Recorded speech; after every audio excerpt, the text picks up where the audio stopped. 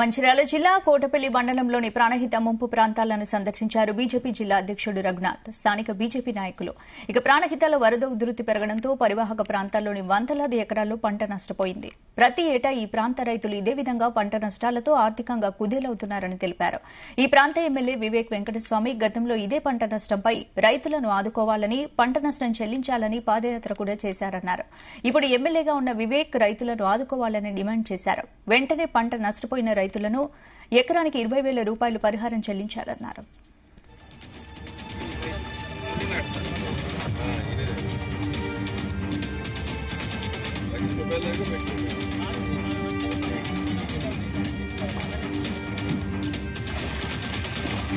ప్రాణహిత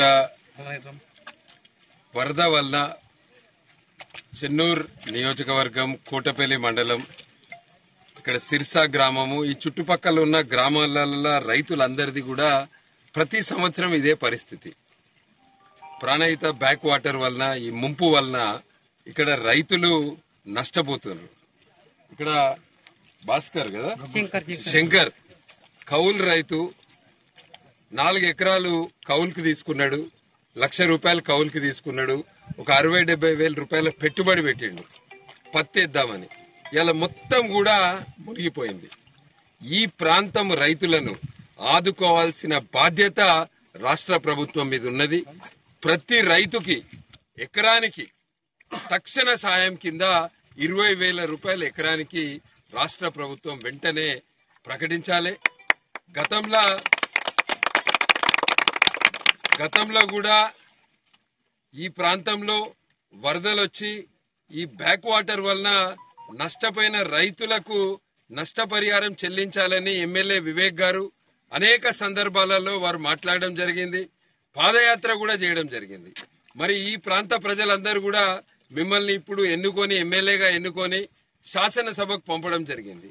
మీరు ఈ ప్రాంతం యొక్క రైతుల సమస్యలను శాసనసభలో మాట్లాడి ఈ ప్రాంతం యొక్క రైతులకు వెంటనే 20,000 రూపాయల ఎకరాన ఇప్పించాలని మేము భారతీయ జనతా పార్టీ తరఫున డిమాండ్ చేస్తున్నాము. ప్రాణహిత వరద వలన చెన్నూరు నియోజకవర్గం కోటపల్లి మండలం ఇక్కడ సిర్సా గ్రామము ఈ చుట్టుపక్కల ఉన్న గ్రామాలలో రైతులందరిది కూడా ప్రతి సంవత్సరం ఇదే పరిస్థితి. ప్రాణహిత బ్యాక్ వాటర్ వలన ఈ ముంపు వలన ఇక్కడ రైతులు నష్టపోతున్నారు. ఇక్కడ భాస్కర్ కదా శంకర్ కౌలు రైతు 4 ఎకరాలు కౌలుకి తీసుకున్నాడు, 1,00,000 రూపాయలు కౌలుకి తీసుకున్నాడు. ఒక 60-70 వేల రూపాయల పెట్టుబడి పెట్టిండు పత్తి వేద్దామని.